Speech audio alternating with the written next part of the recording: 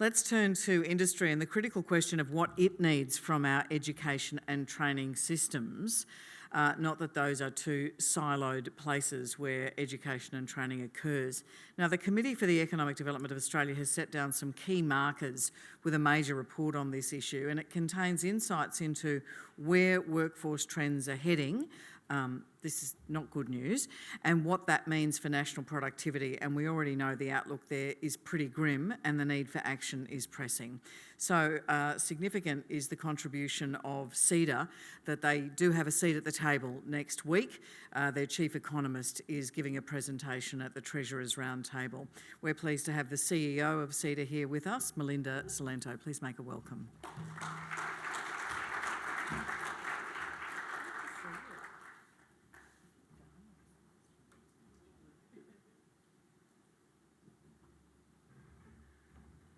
Good morning, everyone, and thank you for your kind introduction. Can I start by thanking Selena for her warm welcome to country and add my acknowledgement to the Ngunnawal people of this land. One of the things I'm doing this year is reminding people that this year is the 25th anniversary of the bridge walk that many of us in the reconciliation space will remember in Sydney, when tens of thousands of people walked across the bridge in support of reconciliation. That was 25 years ago, and it was a visual reminder of the support for reconciliation in this country. We've achieved a bit since then, which is very positive, but probably not enough. And Selena spoke of the referendum and her feelings about that, but I'm using the 25th anniversary as an opportunity to remind each and every one of us that we can still demonstrate strongly our support for reconciliation, and really to challenge people to think about what your role is in advancing reconciliation, and hopefully that visual image of so many people showing that it mattered to this nation might inspire you to think again about how you can lean into this important conversation, not just because it's important to Selena and her people, but because it's actually really important to all of us and this nation. I was going to acknowledge the Minister and thank him for his speech, but perhaps I'll try to do that later. And I'm really pleased that I made the decision to come up from Melbourne last night. So I am very grateful for the invitation today to speak to you. The Future Skills Organisation shares a lot in common with CEDA, actually. And Yasmin spoke to the cross-sectoral sort of approach that you bring to your work, and that is absolutely the DNA of CEDA. I actually think that there's not necessarily a lot of shiny new ideas out there that we haven't already talked about, but really the challenge is to bring us together in a way that we focus on what we agree on and how we can take that forward, rather than continuing to have pitched battles about the smaller things that we disagree on. So that's the spirit of our work and hopefully the spirit of my comments today. Our work in the space has been referenced, but because I think I've got about 20 minutes, I hope you don't mind if I traverse a slightly broader canvas. Anyone who's seen me speak before will probably know that that's a little bit of something that I do. And the intention when I look through your broader agenda is to try to touch on some other things and to sort of spark some ideas, or maybe bring a slightly different perspective or insights. If I embarrass myself, please feel free to make that known when you ask questions. We are at literally a remarkable inflection point in Australia's economic development. How we engage with these challenges before us, how ambitious we are, and the decisions that we take now are literally going to shape the generation of opportunity and Australia's future prosperity. It sounds like a big statement, but it's actually true. And with the discussions before us in the coming weeks, I think that's pretty obvious. If you think about energy as the absolute foundation of economic development, we are undergoing a massive energy transition that's shaping not just the energy sector itself, but all industries across this country. Artificial intelligence is dominating absolutely every conversation, and it's revolutionising the workplace at unprecedented speed. And I'm sure you've heard these statistics, but it's not looking back that matters, it's looking at where the trajectory of this is going. ChatGPT had something like 100 million users in just 2 months. 2 months. It took Facebook 4.5 years to get there. Instagram 2.5 years, and TikTok 9 months. So 4.5 to 9, 2 years, 9 months, 2 months. That's the pace of change we're now confronting. Just as we're getting used to thinking about Gen AI, in some of the conversations I've been in, people are actually seriously talking about artificial general intelligence being with us within the decade. So this is massive transformation. We changed the way we work. I don't think in the beginning of 2020 anyone thought that we would have as many people working from home consistently now as we do today and working virtually from remote locations across the country. And population ageing is fundamentally shifting both the supply and the demand for our workers. On the face of it, our labour market is performing pretty well. Our employment to population ratio is at a record high or close to record highs, and the unemployment rate sits at 4.25%. And when I started as a little junior burger economist, that would have been a remarkable number, an absolutely remarkable number. But how are we doing in terms of delivering the education and the skills that individuals need, that businesses need, that are going to set us all up for success in the future? And here you can look at the data and have a slightly different perspective. The youth unemployment rate is more than double the aggregate rate. We're still seeing significant shares of occupations that are experiencing skills shortages, including what I would describe as structural shortages in the care economy. It really worries me that the Year 12 certification rates for boys are 5 percentage points lower than girls in every state and territory except for this one. It really worries me that the certification rates for boys in Tasmania and the Northern Territory are less than 50%. It worries me that we've seen a reduction in the Year 10 to Year 12 school retention rate over the past 5 years, and that it now sits below 80%. These are the pipelines into your sector. They're the pipelines that we should be really, really, really worried about. And, in case you missed it, we've got a productivity crisis. This is a crisis that's now front and centre, but it's been decades in the making. It's a function of not investing enough and not innovating enough. And quite simply, if we don't have the skills and capabilities to support either of these things, perhaps we shouldn't be surprised that we are where we are. When I look at this landscape, there were a couple of issues and themes and challenges that I thought are worth putting on the table for your contemplations today. First among these is the need to reignite education and training that is relevant, engaging and empowering. Too many kids do not find formal education relevant, engaging or empowering today.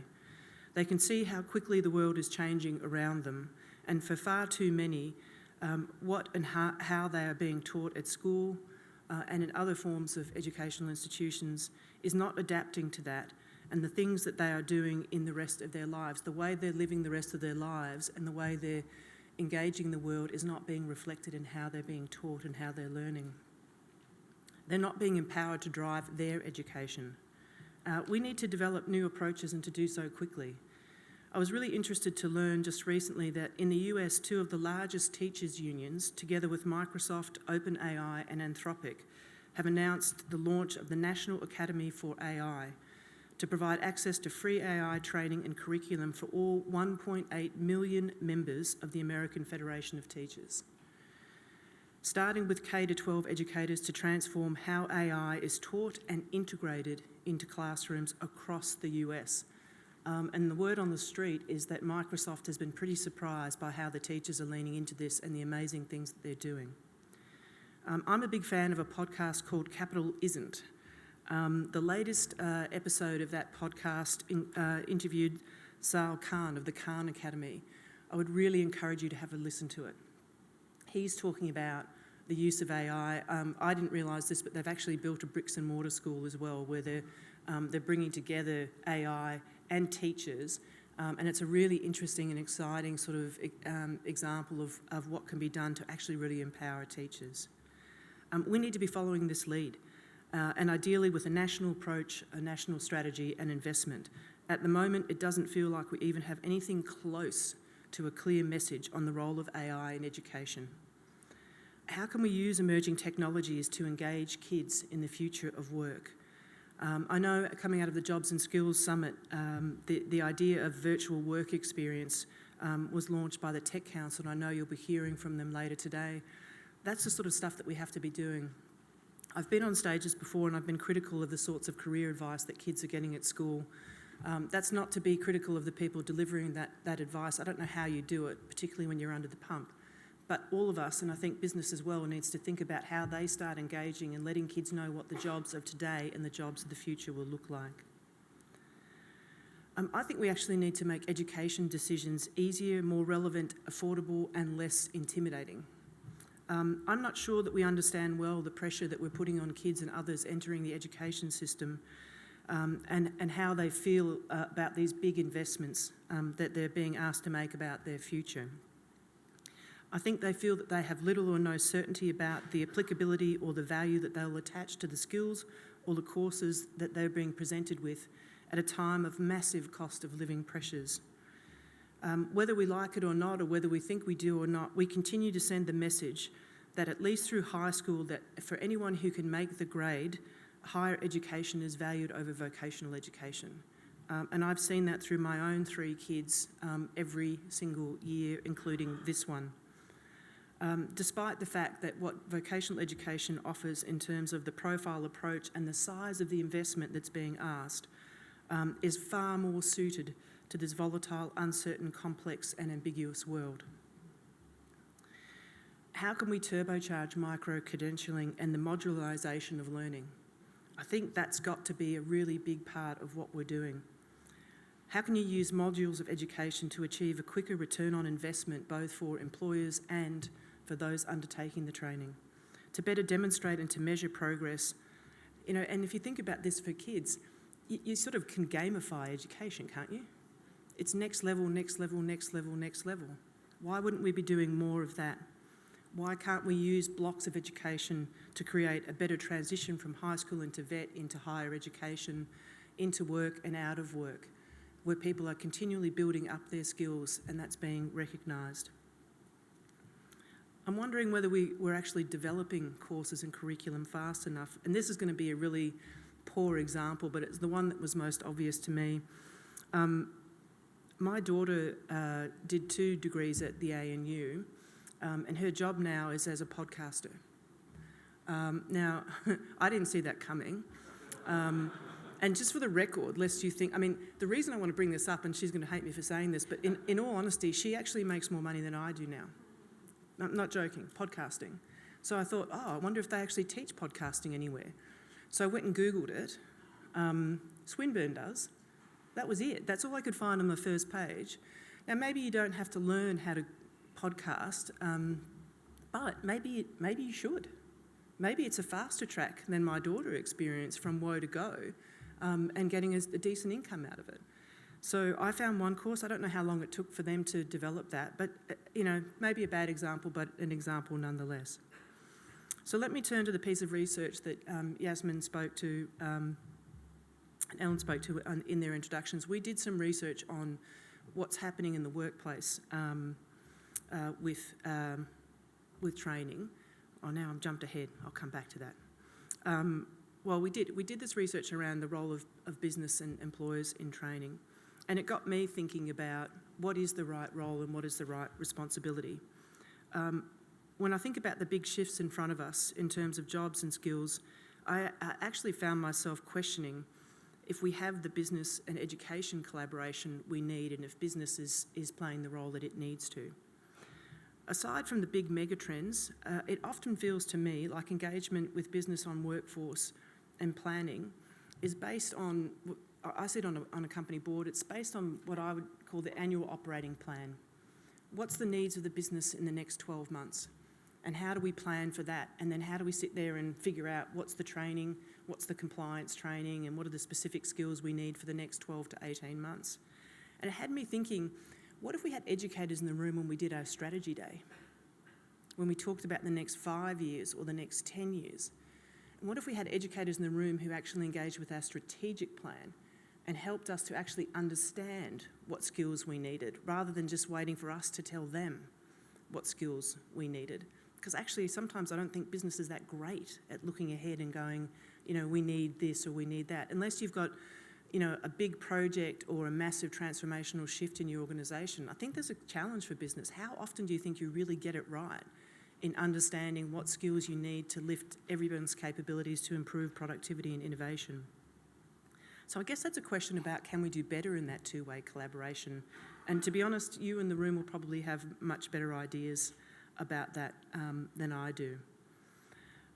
Which turns me to the role of the employers. And I know we all love that phrase, job-ready graduates. And if you're an employer, you absolutely want a job-ready graduate. But I kind of thought, what is a job-ready graduate today? And is it right that we expect all of our educational institutions to produce these perfect job-ready graduates and candidates for us?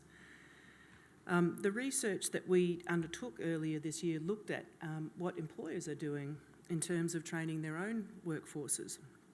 And actually I was surprised. By it. What we found was that the proportion of people undertaking specific work-related training has dropped 14% since 2007.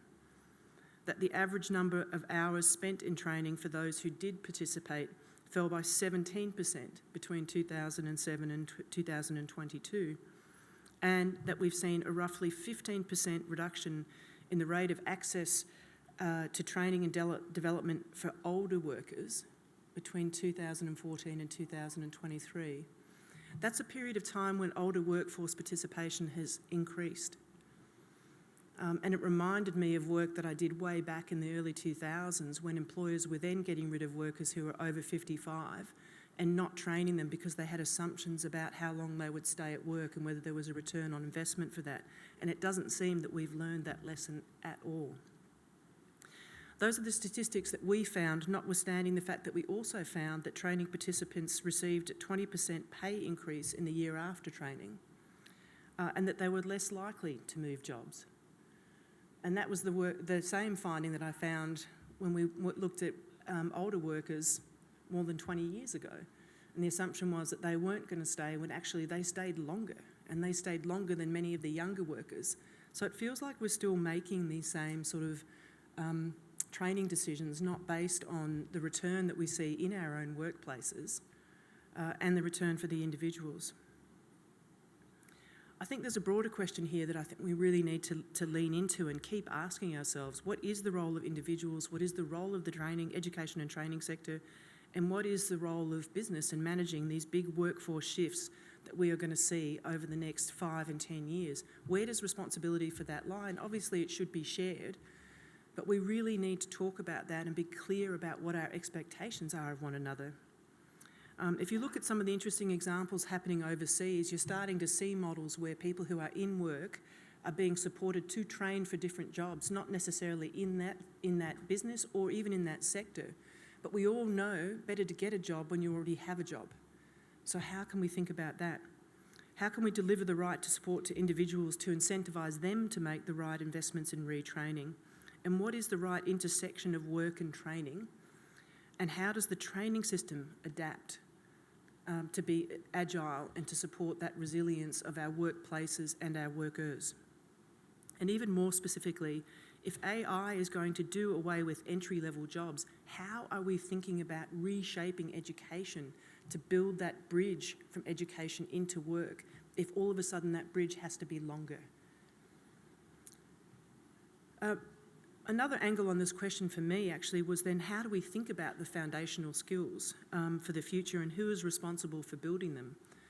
And we've heard, building teamwork and collaboration skills and all the rest of it. We've sort of made that progress, if you like. But I think there's some new dimensions to this that don't get spoken about often enough, and that we've done some research on as well. To better understand innovation at the workplace, CEDA and the University of Technology in Sydney did some research with members on what we call dynamic capabilities. And that's really about how good are you at sensing an idea that could help you transform your business, seizing that idea and then bringing it into your business. The long story short is that we can do a lot better on that.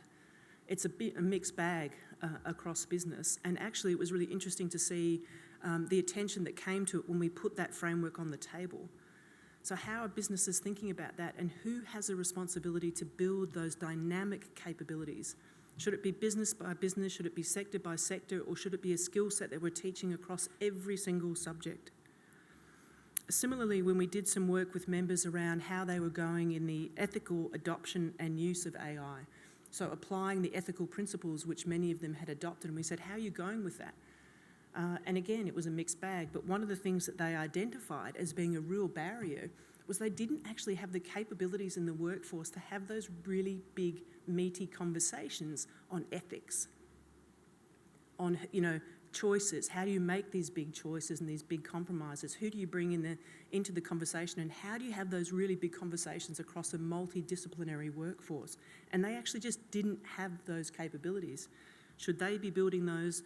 Should they be built in the vet sector? Should it be higher ed? Or should we be leaning right back into school and rethinking what foundational skills we're looking for to come out of the high school system? Pretty much everything I've spoken about so far is going to require us to get better at recognising prior learning, at recognising the knowledge and capabilities that people bring, and thinking about how we better target our training and skills investments.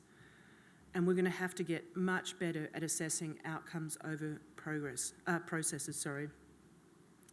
Again, we've got evidence from CEDA's research that shows that we're lagging on this front. We do a lot of work in the immigration space, and we discovered that up to a quarter of our permanent skilled migrants in Australia are still working in jobs that are beneath their skills level.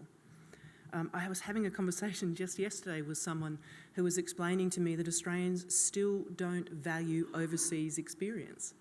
This is still the repeat experience of expats coming home or people migrating to this country, that their overseas experience is valued not a jot, and the only thing that is valued is Australian experience. How lacking in curiosity are we about what those people could bring in terms of new insights and skills, and can't we do a better job of recognising the experience that they have? I'm so tired of talking about occupational licensing, but I have to say it. It's still a thing. And then finally, I'm left with the question of, are we really valuing education and training and investing in it enough in this country? And I think that's the core question. If we think it's really important, are we spending enough in building the capabilities and skills of our educators? And that goes back to my point about how can we enable them to use AI? Are we taking enough time to learn at work? Are we creating the space for formal and informal learning at work? And do we actually just need to shift this language of lifelong learning to learning every day? I mean, I'm a lifelong learner, but I haven't done any formal education for ages. Maybe I should have. Lifelong learning, does it just mean you learn at the beginning and the end of life? I mean, we have now got to have people learning every single day and being curious about how they can learn every single day. And we obviously have to better leverage all the investments that we are making and seriously break down the frictions across the sector, the frictions that exist between the transitions from high school to vet to higher education and all the way around. And we all know that in this lovely federated world that we live in, there is friction everywhere, and we've really got to get a lot better at getting rid of it. One of the things we really must do in all aspects of public policy investment is measure better and share data better, and that includes in this sector, to understand what's working, to target investments, and the reality is that there are still way too many barriers to us sharing best practice and sharing the data and the information that we need to understand what's working. We need to build a learning culture, we need to measure success and outcomes, and we need to better target the investments that we must make because we know that we don't have an endless supply of resources. Now, I hope in all of this sort of traversing of the landscape, I've brought some ideas or new perspectives, but I suspect that many of the points will fall into the category of, gosh, we've been talking about that for a while. We need to find ways to make progress. I'm sure you've all seen it, but the Productivity Commission has released its interim report on skills. I've had a quick glance at it. You guys will know a ton more about that than I do If the recommendations in there make sense, if they make sense, grab them and support them, even if they're not perfect.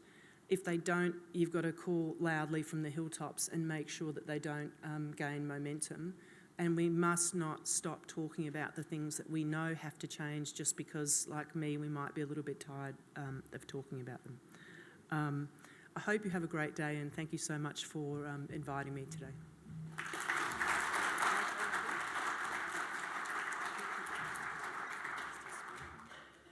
Thanks so much for that, Melinda. I think a terrific start to the day. Yes, there is a certain weariness about admiring the problem, but I think you're right. We are at an inflection point. The Prime Minister has given some interviews this morning as sort of the debate continues about how ambitious we want to be to meet this moment that we're in. He says he wants to lead a big reforming government. So I think it's up to everybody to bring the ideas to the table next week, and certainly CEDA's doing their part in that. Throughout the day, we're going to ask you to give your feedback on the various speakers and the ideas that have been raised. So you can go into the app, look at the poll question and give us some feedback on Melinda's address. Also, I'd encourage you to just keep the questions coming. Melinda will be sitting on a panel once the Minister has spoken, and it'd be great to start to collate some ideas and questions for that group of speakers as well.